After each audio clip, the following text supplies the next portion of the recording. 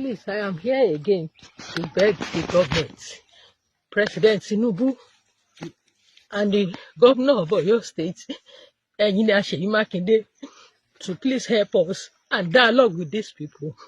They should not use force. The force that they used yesterday has cost us so much.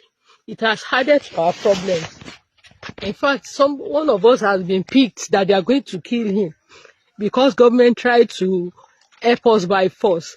We want you to call them and dialogue with them so that our lives will be saved. We will not be killed. Yeah. All we the teachers and the children, please, we need your help. President Tinubu, please negotiate with these puppies. These people, please help us. Whatever they want, please give to them. Please help us save our life. Today again is Children's Day. About 14 days now, we are here in the bush. Please help us. Help us. We are calling on to the Obas. Ẹ dákun ẹ ṣàánú wa, ẹ ràn wá lọ́wọ́. Gbogbo ẹ̀yin ọba, ẹ dákun ẹ bá wa dá sí. Ẹ ṣàánú wa, ẹ ràn wá lọ́wọ́. Gbogbo ẹ̀yin èèyàn, ẹ ṣàánú wa. Ẹ dákun ẹ bá báwọn ìjọba wa sọ̀rọ̀. Ẹ dákun gbogbo tí wọ́n bá fẹ́, ẹ dákun ẹ bá wa ṣe fún wọn kí wọ́n má bàa pa wá dànù. Ẹ dákun ẹ ṣàánú wa, gbogbo tí wọ́n bá béèrè, ẹ dákun ẹ bá wa ṣe fún wọn. Ẹ bá wa ṣe fún wọn. Kẹ́mi wá mọ́ ṣòfò.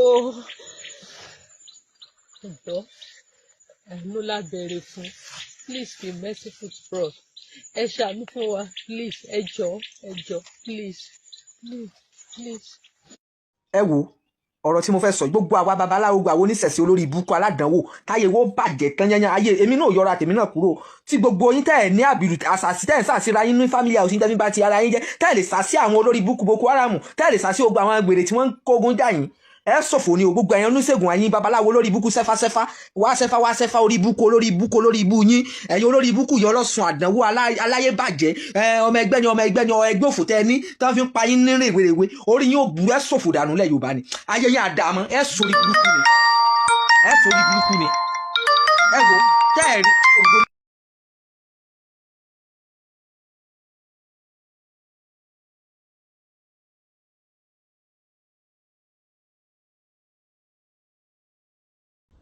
Ààrẹ ọ̀nà kakanfò gbogbo ilẹ̀ Yorùbá Ìbà Gani Adams ọ̀rọ̀ àwọn báńdíìtì wọn lọ́wọ́ tiyín náà wà ń bẹ̀ kó tó lè di pé bóyá ó dùn gbàgbé wọn lọ́wọ́ tiyín náà wà ń bẹ̀ ẹ jọ̀ọ́ torí Ọlọ́run ẹ bá mi share fídíò torí Ọlọ́run kó lọ kan Ìbà Gani Adams kó lọ kàn wọ́n lára gbogbo ẹ̀yin tẹ̀rẹ̀ ń wo fídíò yìí lágbọ́rọ̀ Ọlọ́run ogun ìbànújẹ́ tó wà lórílẹ̀‐èdè Nàìjíríà Ọlọ́run ní jẹ́ kó ṣe kí ni Ọlọ́run ò ní jẹ́ kó kàn yín pẹ̀lú ògo lọ́dọ̀ Ọlọ́run ẹ bá mi share fídíò yìí kó lọ kan bàbá mi Gani Adams kó lọ kàn wọ́n lára ìyẹn Ààrẹ Ọ̀nà Kakanfò gbogbo ilẹ̀ Yorùbá ọmọ akínlámù yín sí ẹ̀ kì í ṣe ọjọ́ máa padà fi voice tí àwọn èèyàn ń sọ nípa yín àti nǹkan tó fẹ́ kẹ́yìn náà ṣe kó tó di pé ọ̀rọ̀ àwọn bandits yìí ó máa dùn gbàgbé ṣùgbọ́n mo gbà aládùúrà fún gbogbo ẹ̀yin tẹ́ ẹ̀dẹ̀ lọ́lé ọdún náà ẹ̀yin tẹ́ ẹ ti débẹ̀ láyọ̀ lágbá Ọlọ́run tẹ́ bá ń padà bọ̀ wọn ò ní jí yín gbé lójú ọ̀nà ẹ bá mi share fídíò yìí ìṣẹ̀lẹ̀ tó máa ṣẹlẹ̀ tó máa rí pa máa kábàámọ̀ lórí ara wa Ọlọ́run ní jẹ́ ká rí ilẹ̀ Yorùbá aṣíwájú ni wá ní dèrò ẹ̀yìn pẹ̀lú ògo lọ́dọ̀ Ọlọ́run ẹ bá mi share fídíò yìí àwọn èèyàn kan wà tí wọ́n bá àwọn àgbà ní pé tá a bá jọ tọ̀ sójú kan ríru ló máa ń ru ẹ jọ̀ọ́ torí Ọlọ́run ẹ share fídíò yìí gẹ́gẹ́ bí nǹkan tí olóyè Sunday Gbogbo sọ pé àwọn máa ṣe tí a dẹ̀ rí pé wọ́n gbé ìgbésẹ̀ náà ó tún ní àwọn èèyàn kan náà tó yẹ kán ṣe kí ni kí àwọn náà tún gbé ìgbésẹ̀ kó tó lè di pọ́rọ̀ àwọn bandits yìí ó máa kúrò ní ilẹ̀ Yorùbá tó dẹ̀ máa kúrò lórílẹ̀‐èdè Nàìjíríà tí àlàáfíà á dẹ̀ lè jọba torí kò sí bóyá lè jẹ́jẹ́jẹ́ o ò lè wà lẹ́kọ̀ọ́kọ́ dáhùn bóyá o ò léyàn ní Sókótó bóyá nídìílé ìyá àbí ìdílé bàbá gbogbo wa máa ń tan ni ṣùgbọ́n nǹkan tó wà ń bẹ̀ àwọn èèyàn kan wà tó jẹ́ pé àṣẹ ni wọ́n máa ń tẹ̀lé wọn ò kí dédé gbé ìgbésẹ̀ lọ́wọ́ ara wọn wọn ò dédé ṣe nǹkan kan láì pé bóyá àṣẹ wá látòkè pé kàn ṣe kinní yẹn ẹ bá mi share fídíò kó lọ kàn bá mi Gani Adams kó lọ kàn wọ́n lára o olóyè Sunday Igboho wọ́n ti gbé ìgbésẹ̀ tó yẹ kán gbé bẹ́ẹ̀ làwọn èèyàn kan ti gbé ìgbésẹ̀ tó yẹ kí wọ́n gbé ṣùgbọ́n ó tún wá kù ẹ̀yin náà kẹ́ bá wa gbé ìgbésẹ̀ nígbà tá a ti wà láti ìgbà tá a ti wà ń pé níṣe láti mọ̀ pé ẹgbẹ́ OPC wà tó jẹ́ àjìjàgbara fún ilẹ̀ Yorùbá tí gbogbo wa mọ̀ yẹn dájú ṣùgbọ́n ní ìsìn tá a nílò yín gangan leléyìí tí àwọn ọmọ yín dẹ̀ ń sọ bàbá mi Gani Adams wọ́n ní pé ẹ̀yin lẹ fáwọn láṣẹ ẹ̀yin lẹ pàṣẹ pé kí àwọn náà ṣe kíni káwọn náà jáde kí wọ́n sọ̀pọ́tì láti ṣe kíni láti dẹ́kun àwọn Boko Haram yìí. Èmi mọ̀ pé tí ẹ bá pàṣẹ fún àwọn èèyàn yìí lónìí alágbára pọ̀ nílẹ̀ Yorùbá tó jẹ́ pé OPC tó wà lábẹ́ yín bàbá mi Gani Adams ẹ jọ̀ọ́ torí Ọlọ́run ẹ ní fojú sunkún àwọn ọmọ tiyín náà wọn ò ní pa ìyàwó yín pakúpa wọn ò ní pa ẹ̀yin náà nípakúpa lágbára Ọlọ́run bẹ́ẹ̀ ṣe jáṣíwájú ilẹ̀ Yorùbá àwọn kan ò ní wá fi áńkọ̀pù sí yín lọ́wọ́ pé kí wọ́n máa ní kí wọ́n máa dà yín bí ẹran torí ìgbésẹ̀ táwọn èèyàn yín gbé wọ́n fẹ́ conquer everywhere èmi ò rí pé bóyá ọ̀rọ̀ bandit bóyá fẹ́ jà àwọn èèyàn yín fẹ́ gborílẹ̀-èdè Nàìjíríà wọ́n fẹ́ gbà ni ṣùgbọ́n pẹ̀lú ògo lọ́dọ̀ Ọlọ́run ẹ̀yin tẹ́ bá mi share fídíò ẹ̀ ní rògùn ìbànújẹ́ ẹ bá mi share fídíò kó lọ kọ bàbá mi Gani Adams kó lọ kọ̀ wọ́n lára nǹkan tí àwọn èèyàn wọn sọ àwọn ọmọ wọn tí wọ́n ń sọ torí ara ń kan àwọn èèyàn yìí náà ara ń kan àwọn èèyàn yìí náà ẹ jọ̀ọ́ torí Ọlọ́run ẹ bá mi share fídíò kó lọ kọ bàbá mi Gani Adams mo dẹ̀ pé tó bá ti rí fídíò yìí wọ́n máa gbé ìgbésẹ̀ àwọn náà máa gbé ìgbésẹ̀ wọ́n bá bàbá mi Bọ́lá Ahmed Tinubu wọ́n máa bá wọn sọ̀rọ̀ wọ́n dẹ̀ support olóyè Sunday Igboho lágbára Ọlọ́run bẹ́ẹ̀ ṣe ń gbìyànjú àti jẹ́ kàlàáfíà jọba lórílẹ̀-èdè Nàìjíríà nínú ilé yín lágbára Ọlọ́run àlàáfíà máa jọba ẹni tí ìbànújẹ́ máa kàn tó máa kàn yín gbọ́n tẹ́ bá mi share fídíò yìí Ọlọ́run ò ní jẹ́ kí ìbànújẹ́ kàn wọ́n lágbára Ọlọ́run ẹ share fídíò kó lọ kàn bá mi Gani Adams Ààrẹ Ọ̀nà Kakanfò gbólẹ̀ Yorùbá kó lọ kàn wọ́n lára nǹkan táwọn boys wọn sọ òun náà lélẹ́yìí. ọmọ Oòduà ni mí kọ́díkétà gbòòsà àwọn agbára tèmi wá oògùn ẹ̀jẹ̀ Fúlàní tó fẹ́ mú àwọn nǹkan tó fẹ́ mẹ́jẹ Fúlàní pọ̀ mọ́ rẹpẹtẹ tó bá ti ṣe wèrè wọn á mú ẹ̀jẹ̀ wọn bọ̀ táàrẹ bá ti give order Ààrẹ ní balógun tó pọ̀ rẹpẹtẹ orí ní gúúsù ó ní ní àríwá ó ní ní ìlà oòrùn àti ìwọ̀ oòrùn ó ti but order làwọn máa ń tẹ̀lé táàrẹ ò bá give order gẹ́gẹ́ bí Ààrẹ Ọ̀nà Kakanfò ilẹ̀ Yorùbá òun ló máa sọ fún gbàwọn balógun kò lè possible kẹ́ni káàrẹ kọ́ dédé gbé kó máa lọ síbi kan máa lọ máa lé onímàlúkọ káàkiri nǹkan tó wà níwájú tó wá ju àwọn yẹn lọ bọ̀ tó bá ti yá wọn tó bá múra wọn mọ̀ káàgán múra lẹ̀ dè wọn àṣàgun rí àdẹ̀ṣẹ̀ máa fẹ̀sẹ̀ ogun 28 years lẹ́yìn láti wà nínú sọ́gun tàbí ń bá fà bẹ́ẹ̀ kò wá lè jẹ́ kan tó fẹ́ tuntun lẹ́nìí tó máa jẹ́ ìlànà máa sáfógun ó ti yín bọ̀ tàwọn ń gbàdúrà pé ẹ̀jẹ̀ kan máa bọ̀ wá. dáyé àwa ò gbọ́ rí nígbà pé Gàmbàrí kò bàbá wa lẹ́rú àwa ò gbọ́ rí nígbà tá a dáyé pé Fúlàní kò bàbá wa lẹ́rú a ò gbọ́ rí nígbà tá a. Ayọ̀ Àjàlá mo jẹ́ ọ̀kan lára àwọn olùkọ́ níjọba àbílẹ̀ Oríire níbi tí ìṣẹ̀lẹ̀ aburú yìí ti ṣẹlẹ̀ ní òní ló pé ọjọ́ 15 lónìí tí ìṣẹ̀lẹ̀ náà ṣẹlẹ̀ tí àwọn agbésùmọ̀mí àwọn bandits tí wọ́n ya wọ àwọn iléèwé wa láti kó àwọn ọmọ wa àwọn akẹ́kọ̀ọ́ wa àti àwọn olùkọ́ wọ́n kó wọn wọnú igbó lọ wọ́n pa àwọn kan bí ẹni pẹran àwọn kan wà níbẹ̀ tí àti ìgbúrò wọn láti jẹ́ kí ìjọba ajáde láti fi ẹ̀hónú yàn láti jẹ́ kí ìjọba ràn wá lọ́wọ́ láti gba àwọn olùkọ́ wa jáde ní ilé ibi tí wọ́n wà nínú àhámọ́ àwọn bandits àmọ́ àwọn bíi kidnappers kí wọ́n ràn wá lọ́wọ́ kán gbà wá ọmọ ọdún kan àbọ̀ wà nínú àwọn tó kó yìí àwọn olùkọ́ wa wà ń bẹ látijọ́ 15 sísìn àgbúrò wọn àwọn tó ti pa wà ń bẹ tó ti pa abẹ́ ìjọba ìpínlẹ̀ Ọ̀yọ́ kó jọ nítorí Ọlọ́run ẹbí ọmọ làwọn náà tó ṣàánú wa ẹni lọ́bí iṣẹ́ wa mẹ́nu pọ̀lọpọ̀lọpọ̀ wa fi jíṣẹ́ kíjọba torí ọlọ́kọ́ gbà wá kó ṣàánú wa kó bá wọn dá sí ọ̀rọ̀ tó ń ṣẹlẹ̀ ní ìpínlẹ̀ Ọ̀yọ́ yìí o ó tó fi jáde gẹ́gẹ́ bí olùkọ́ ní kíjọba gbà wá kó ṣàánú wa kó bẹ́ẹ̀ kan máa pa bí ẹgbẹ̀rẹ̀ mọ́ gbogbo ìgbà ilé ìwé wa kò sí èèbò kankan níbẹ̀ àwọn ọmọ wọn kàn wà ń bẹ ni àwọn ọmọ wo save àwọn akẹ́kọ̀ọ́ wa náà kò sí ètò ààbò kankan fún níbẹ̀ abẹ́ ìjọba ìpínlẹ̀ Ọ̀yọ́ Olúṣèyí ọmọ Mákindé tó ti ń ṣe dáadáa ní ìpínlẹ̀ Ọ̀yọ́ tá a sì mọ̀ pé yóò tún máa ṣe dáadáa lọ kó jọ̀wọ́ gbogbo tó bá lè lò láti ràn wá lọ́wọ́ láti gba àwọn olùkọ́ wa àti àwọn ọmọ akẹ́kọ̀ọ́ wa jáde láàyè kí wọ́n bá wa lò kí wọ́n gbà wá alágbára kankan kí wọ́n gbà wá kí wọ́n jọ̀wọ́ abẹ́ wọn ni ẹ jọ̀ọ́ ẹ̀yin akọ̀ròyìn wa náà ẹ bá wa sọ fún wọn kí wọ́n jọ̀wọ́ kí wọ́n gbà wá alágbára kankan lẹ́yìn wọn inú gbọ́ lọ́pọ̀lọpọ̀ wa ti ṣiṣẹ́ inú gbọ́ la wa a rí ẹnìkan nínú àwọn akẹgbẹ́ tó jẹ́ pé Ọlọ́run ló fa àníyọ àwa náà báyà sèèbù ilé alákàwé wa ẹ̀rù ń bà wá láti lọ síbẹ̀ òun la ṣe wá sí ìjọba ìpínlẹ̀ Ọ̀yọ́ ní sẹkítẹ́rìàtì pé kí wọ́n gbà wá láti bá wa rìlíìsì àwọn ọmọ wa tí wọ́n kó nǹkan tá a fi wà níbí lónìí ni ẹ ṣe.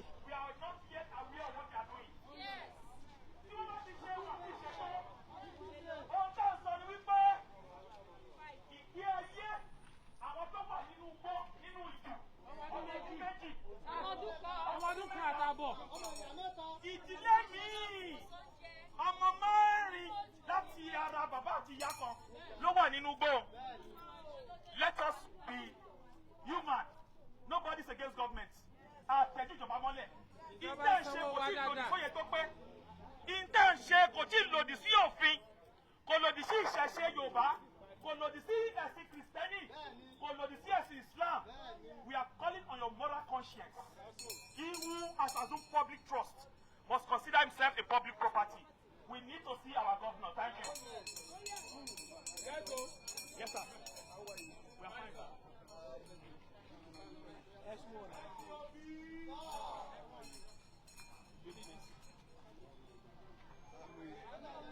No, you will hear me. You will hear me. You will hear me. You will hear me. Please, your camera, please, video. My name is Odukoya Sunday, retired police commissioner. I'm the executive assistant to the governor on security matters. With this, you should be able to hear me. Thank you for your coming. You have done well.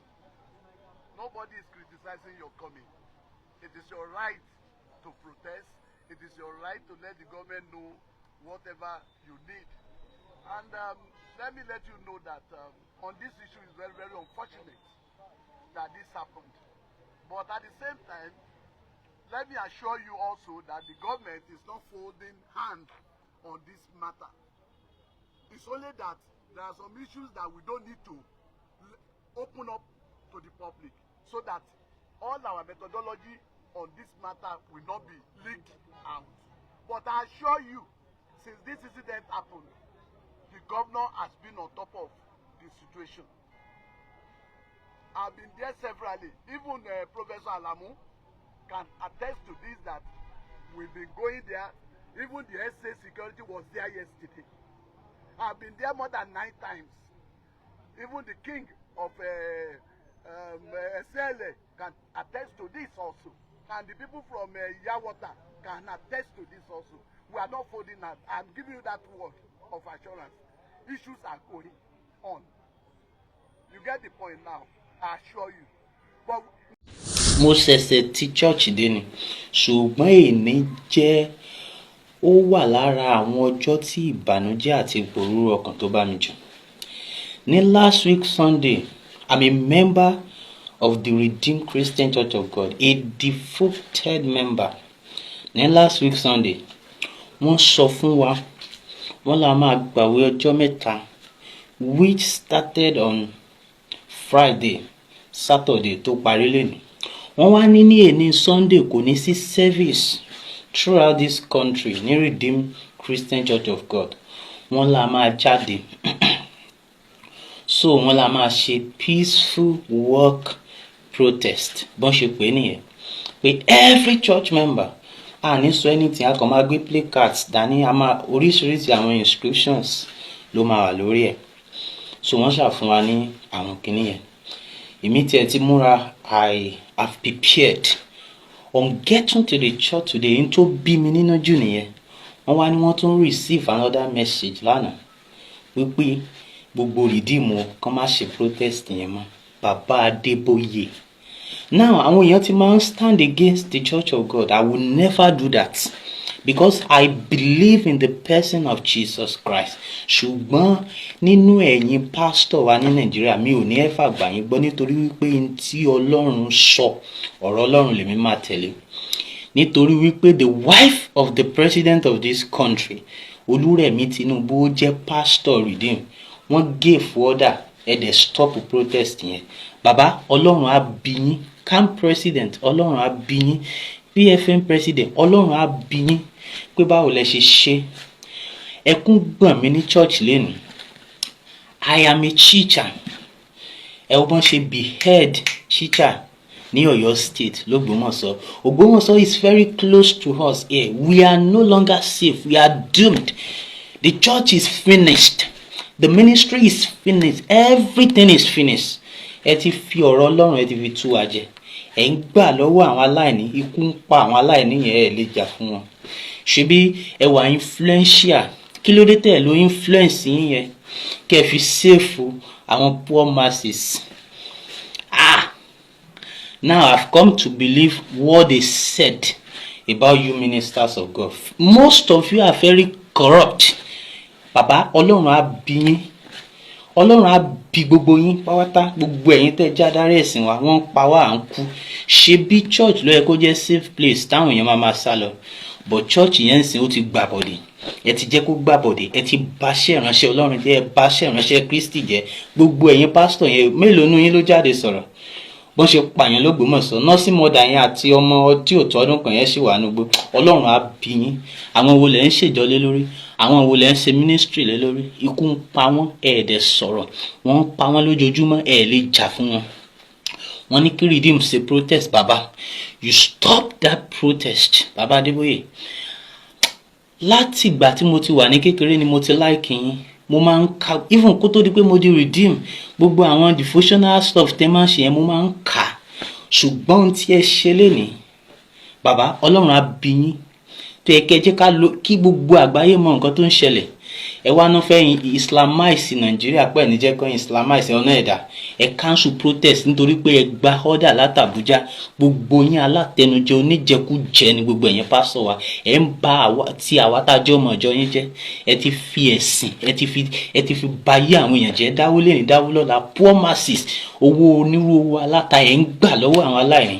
Ọlọ́run á bí yín, gbogbo ẹ̀yin pásítọ̀ tẹ́ ní agbára tẹ́ fi jà fún àwọn ọmọ ìjọ yín, gbogbo yín Ọlọ́run á bí yín. Ìdájọ́ Ọlọ́run á bẹ̀rẹ̀ lórí yín. Bíbélì tẹ́ ń gbé, Bíbélì yẹn náà ti sọ, ó ní àsìkò ń bọ̀ tẹ́ pé ó ní orí pẹpẹ ni ìdájọ́ yẹn ti máa bẹ̀rẹ̀. Yes, because most of you are evil, you are very corrupt. Oníjẹkújẹ ni yín. Ẹ̀yin bàbá Oyèdépò, ẹ̀yin bàbá Kúmúyì, ẹ̀yin bàbá Adébóyè, ẹ̀ ń kó owó jọ, àwọn owó olówó tẹ́ gbà lọ́wọ́ àwọn ọmọ ìjọ yín. Ẹ̀ ń ra private jet, ẹ̀ ń ṣí airport, ẹ̀ ń kọ́ mega auditoriums. Àwọn dẹ̀ ń pa àwọn tẹ́ fẹ́ kó síbẹ̀, ẹ̀ dẹ̀ sọ̀rọ̀, ẹ ní agbára, ẹ ò kọjú ìjà sí àwọn ìjọba yẹn. Kẹ́ ẹ sọ fún wọn pé nítorí ṣe ò dáa. Yorùbá ni wá, Tinubu tiwa ni. Àsìkò gbà tí Tinubu wà ń bẹ̀ ní aburú bá ilẹ̀ Yorùbá jù. Ṣebí kò kàn yín lénìí, ó máa kẹ́yìn àtẹ́bí yín lọ́la. Nobody knows who is next. Tá bá fẹ́ jáde kúrò nílé, àdúrà wa ti change. Ó ti di pé Olúwa àmọ́ bóyá à ń padà bọ̀, Olúwa pa wá mọ́, prayer point ti change. Ẹ̀ ń lọ sí abroad, ẹ̀ ń lọ sí Europe, ẹ̀ ń lọ sí American countries. Ṣé bó ṣe rí ń bẹ̀ nìyẹn? Ọlọ́run á bí yín. Àwa ni Ọlọ́run kó wa léyìn lọ́wọ́. Ẹ wá ń ṣayé wa bó ṣe wà. Kí ni yẹn dùn mí? Protest everybody, wọ́n wá ní PFN ti cancel ẹ̀. Ṣé PFN ló lóun fẹ́ ṣe protest tẹ́lẹ̀? Ṣé bí redeem wọ́n wá cancel ẹ̀ nítorí kò tí ẹ̀ jọ mí lójú ní last month ní bàbá Adébóyè ń defend Rẹ̀mí Tinubu páwọn ò lè yọ ní pastor nítorí pé ó pass through normal process tó yẹ kó pass through. Pastor ayé lọ́pọ̀lọpọ̀ yín, mi ìdáyín lẹ́jọ́ o. Jésù ò mọ most of you because ọ̀nà àti jẹ́ àìrí nǹkan jẹ ló gbé yín débi iṣẹ́ ìránṣẹ́. Orílẹ̀-èdè yẹn ó yẹ kẹ́ jẹ́ kájọ sowọ́pọ̀ ká tún ṣe. Stew náà ẹ̀dẹ̀ tó ń bàjẹ́ sí. Yes, Ọlọ́run á bí yín. Ẹ jẹ́ kí n kan tí Bíbélì yẹn tẹ́ fi ń tàn wá jẹ in tó sọ nínú ìwé Joel ní Yorùbá, Joel in English, orí kejì verse 16 and 17 sọ wípé ẹ kó àwọn ènìyàn jọ, ẹ ya ìjọ sí mímọ́, ẹ pe àwọn àgbà jọ, ẹ kó àwọn ọmọdé jọ àti àwọn tí ń mu ọmú. Jẹ́ kí ọkọ ìyàwó jáde kúrò ní ìyẹ̀wù ẹ̀ àti ìyàwó kúrò nínú ìyẹ̀wù rẹ̀. Jẹ́ kí àwọn àlùfáà, àwọn ìránṣẹ́ Olúwa sọkún láàrin ìloro àti pẹpẹ. Ó ní kẹ́ ẹ sọkún láàrin ìloro àti pẹpẹ.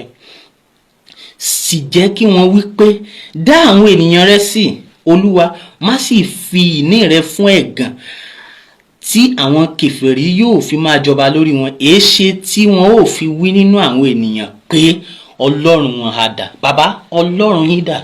Oyèdépò, Ọlọ́run yín dà. Bàbá Kúmúyì, Ọlọ́run yín dà. Olúkọ̀yà, Ọlọ́run yín dà. Gbogbo yín Ọlọ́run yín dà. Ẹ má fi ẹ̀sìn, ẹ ti fi ẹ̀sìn bayé àwọn ènìyàn jẹ́. You don't fight for your brothers. Àwọn tẹ́ pè lọ́mọjọ́, wọ́n ti slaughter gbogbo wọn. Wọ́n ti displace so many people. Àwọn èèyàn ò nílé lórí mọ́.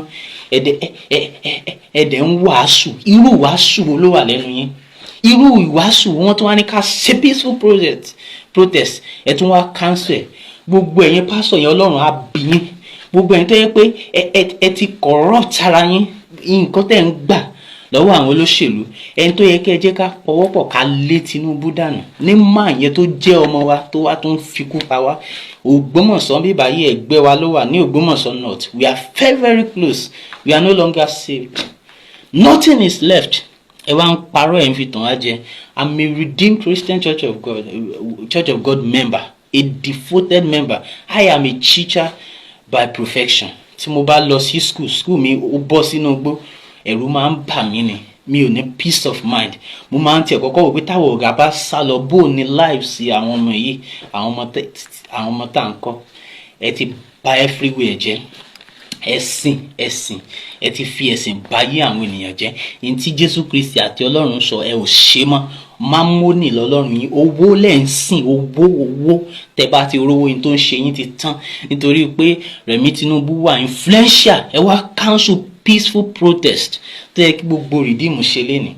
Ẹ dẹ̀ sọ wípé ẹ̀yin ẹ jẹ́ bàbá. Ọlọ́run yín dà, Bíbélì sọ ó ní kí àwọn ènìyàn má bí Ọlọ́run yín dà. Ẹ jẹ́ kí Ọlọ́run yín wá save wa. Kì í ṣe Ọlọ́run tèmi mọ̀ tó dá yàtọ̀run, kì í ṣòun lèmi mọ̀ tẹ́ ń ṣe. Mo doubt ẹ̀ pé bóyá òun lẹ́ ń sìn. Yes, there is God. I believe in God and I believe in the person of Jesus Christ. But Jésù tẹ́yìn fi ń tú àwọn ènìyàn jẹ. Èmi wọ́n bí tẹ́ ti rí o.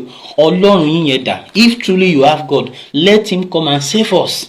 Yes, enough is enough. Ẹ yé dì sí fún àwọn èèyàn. Ṣé bí náà church náà ti pa àwọn èèyàn ní Kwara State? Kí lẹ rí ṣe sí camp president, you did not talk. PFM president ẹ sọ̀rọ̀. Ẹ̀dẹ̀ ń parọ́ fáwọn èèyàn, ẹ̀ ń gbowó lọ́wọ́ wọn, ẹ̀ ń gbó àwọn tó ń jìyà, ẹlòmíì ń bẹ̀gẹ́, ẹlòmíì ń sa oríṣiríṣi ìdọ̀tí káàkiri kó fi rówó. Àwọn èèyàn wá tún contribute ní church lọ́jọ́ Sunday, ẹ̀dẹ̀ tó máa gbà lọ́wọ́ wọn. Yes, you preach all day long pé ẹni tí ò bá dá tithe and offering kò lè rí ìjọba ọ̀run wọ̀. Yes, àwọn èèyàn náà ń pa ń sìn, àwọn tẹ́ ń náwó wọn, tẹ́ ń gbà lọ́wọ́ wọn. Ọlọ́run á bí yín. I'm not in the right position to judge you, but I want to remind you that God's judgment is near. I want to remind you that the judgment of God is near. Yes, and it's going to start from you, right there from the altar. We are finished. We are doomed. Nigeria is doomed.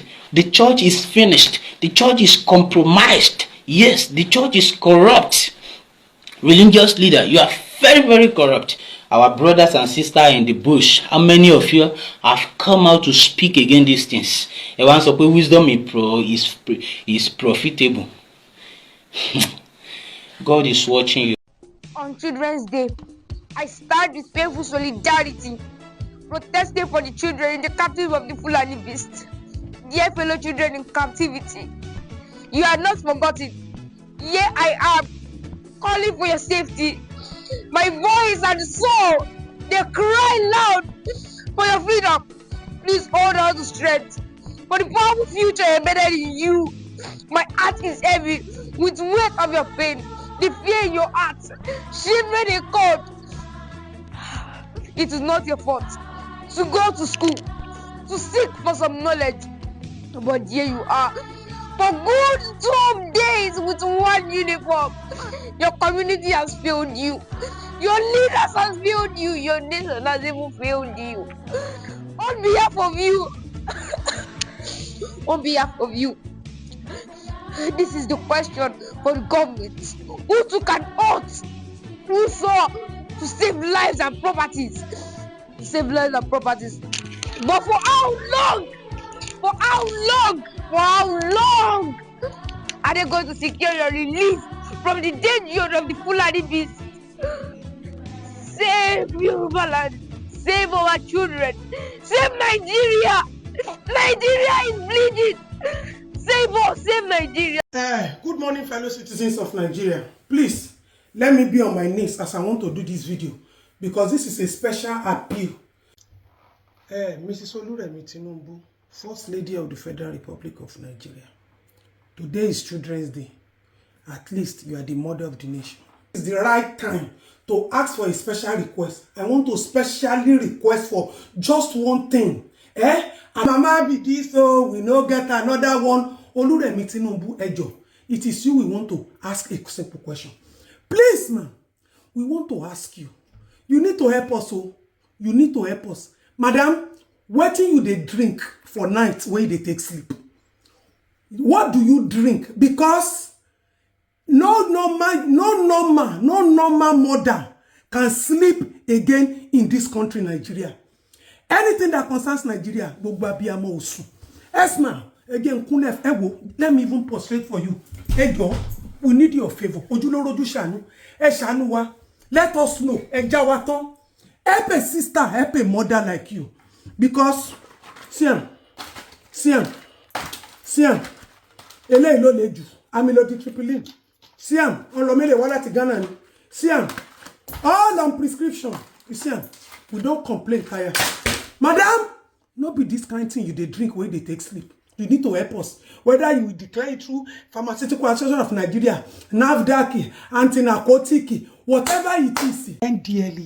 NDLEA, General Hospital, Primary Health Center, anywhere, just tell us. We go there. Madam, Eshanuwa. For the past 2 weeks now, this country has been bleeding. You see, those minors, those children, today they are supposed to be in their homes, celebrating, even if Nagari then drink, say that they're under their parents' custody. Mommy, you have been sleeping and snoring. Ejawaton, what are you consuming? Because me,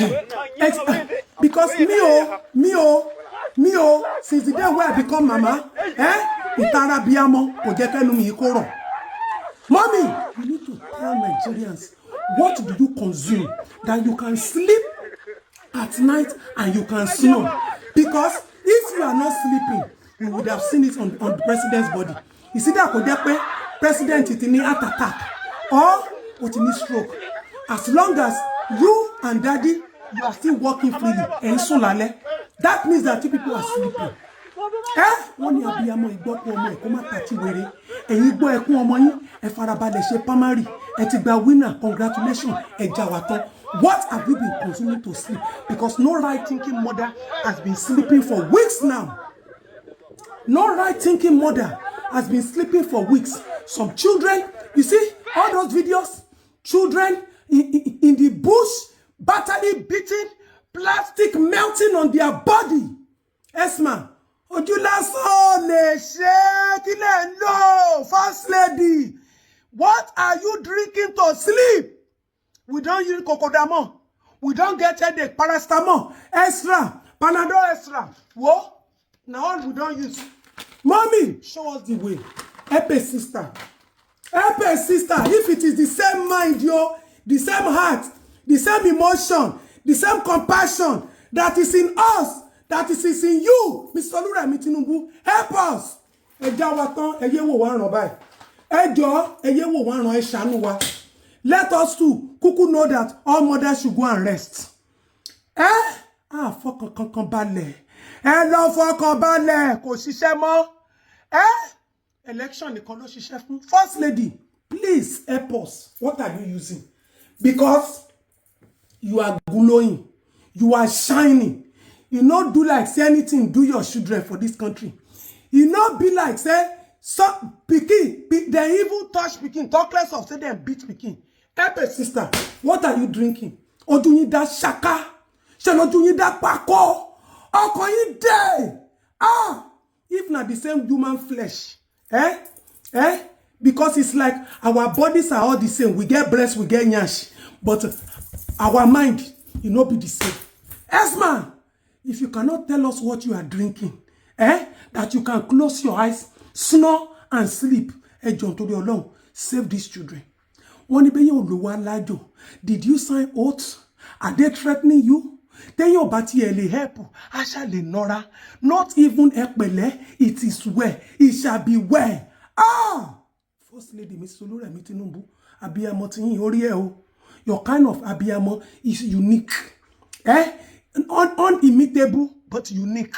If you cannot tell us what you are drinking, that you can rest, and we are not resting, we are not sleeping, our minds are not at rest. Even the ones abroad, their motherland is bleeding, they cannot rest. Esma, Ejawaton. Eshanwe Ejawaton. Epe sister. I mean, of soon. Make Nigeria problem, no they disturb me again. Make it no they affect my mental health. Make it no they demoralize me. Make me self reduce this shouting. Ejanton. tí n bá ti lo 2 capsules mo ti wà okay. If you cannot announce to us, declare it free. Let us be collecting it free. Ẹ má worry. Ẹ kò tí ẹ ṣàánú wa. Some people are celebrating and some people are mourning, crying, screaming. Some people have become lifeless all because of your husband. Esma, Baba den sun. Ko pressure. I know that it is women that give men pressure. You not give pressure. You they give your husband confidence. Que sin kankan fọkàn ẹ balẹ̀. Mori, Henry, ba ṣe ń fẹ́ mi tọ́. À ń fẹ́ mi tọ́. Ṣé tàdúrà ni? Esma, amori òkè gùn. But orí òkè gan ò ṣe gùn. Bandit no go allow us go orí òkè. So we dey pray in the 4 corners of our house. We are calling Jehovah Jireh, Jehovah Shammah, Jehovah Nisi, Arogun Gbogumi, Eleburu Ike, Eleti Ngbongbaroye, Gbanigbani lọ́jọ́ Ogunle, àti pé Ogunle. Àti pé. But the Bible says heaven help those who help themselves. Yes, mommy, if you know help us, choke the presidency and the security team of Nigeria, how God won't help us? God will not come down. And when you became first lady, we thought that God has sent us our own helper, our mother that is the mother of all mother, the mother that mother their mother. Mother Tini, what is your mother doing now? Your mother is not supposed to be mothering other mothers. It's supposed to be helping mothers. Tell us what you are using, that you are so confident. You are so at ease. You are so at peace within yourself. While the children of the nation are in captivity, when the nation is bleeding, they say the mother is the home builder. Esma, kile build. Efi rice le efun wa logun. Leave rice, give us what we go take sleep. Leave rice. Because even the people they share rice for, they themselves, they no sleep. Mami, oju oni tiye shanuwa. Tiye oni baje shanuwa. Efarakunwa. One person give birth to a child. The whole society owes them the responsibility to protect them, defend them, love them. Mommy, love us. Show us what you they drink, what you they take sleep. Not be clear eye anybody they take sleep again. See, I don't show you my own. Mommy, give us your own. Ṣé rí gbogbo ẹ̀yin tẹ́ ń pariwo 4+4 8 yẹn ó dà pé tá bá ti lọ máa múra wá lé ká máa fọ́ra wa lórí ká máa gúnra wá kọ́kọ́rọ́ kí lójú ó dà pé ara yín ò ní yá cooking gas ní sí 2000 naira ní pàkéjì ó dà pé fẹ́ ṣòfò nú ayé ẹ jẹ́ kí n rí 4+4 wèrè kan bì kan ká lọ bá kíra wá lé.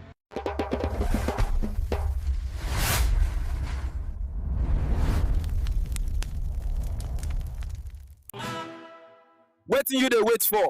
If you never subscribe to Arole Baba 1010 Media and TV, you dey miss street gist.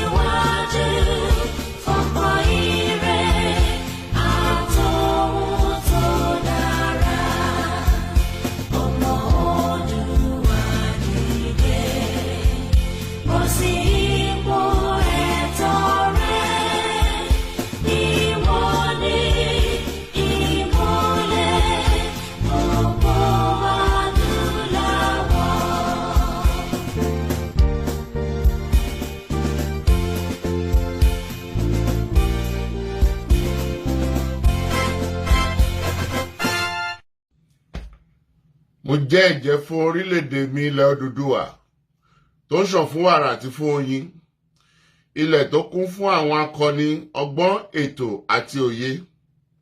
Mo ṣe ìlérí gẹ́gẹ́ bí ọmọ ológo ilẹ̀ adúláwọ̀, ìtọ̀ṣọ́ oòrùn láti la ayé já nílẹ̀ Áfíríkà, láti gbé ilẹ̀ Odùduwà lárugẹ. mo fọwọ́ sọ̀yà pé n kò ní dalẹ̀ tàbí ṣọ̀tẹ̀ sí ìṣọ̀kan àti ìtẹ̀síwájú orílẹ̀-èdè mi ilẹ̀ Odùduwà. Èmi yóò fi gbogbo ipá, ọkàn, iṣẹ́, ọgbọ́n àti ìṣe mi sin orílẹ̀-èdè mi ní òtítọ́ àti lódodo títí ọjọ́ ayé mi. Gbogbo ìyànjú àwọn akọni tó ti lọ kò ní já sófo láti ọwọ́ mi títí dé ìrandíran tí ń bọ̀ lẹ́yìn. Mo ṣe ìlérí pé ẹ̀sìn tàbí ìṣèlú kò ní yà wá nílẹ̀ Odùduwà. Tó bá wáyé bẹ́ẹ̀, mo lè lo ọ̀kan ẹ̀jẹ̀ tó kù sára mi láti fi ṣègbè àti jàjàgbara fún orílẹ̀-èdè mi. Ilẹ̀ Odùduwà, èdè kan, àṣà kan àti ìṣe kan ló so wá pọ̀ láéláé lágbára Elédùwà.